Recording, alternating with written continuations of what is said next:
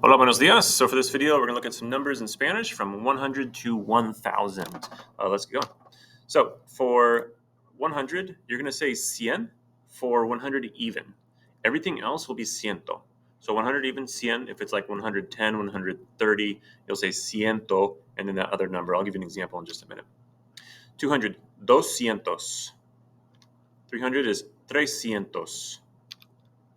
Cuatrocientos. Quinientos. 600, 700, 800, 900, 1000. Let's give you a few examples of the different numbers. 140, I'm going to say ciento, and then just the number 40, cuarenta. I'm not going to say ciento y cuarenta, just ciento cuarenta.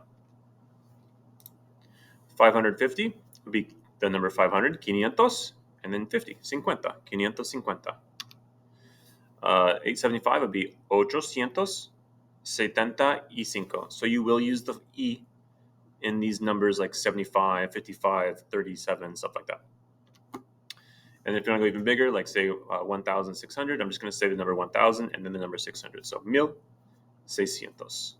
That's it for this video. If you have questions, let me know. I will put the slideshow in the description of the video if for some reason you would like to take it with you. Hasta luego.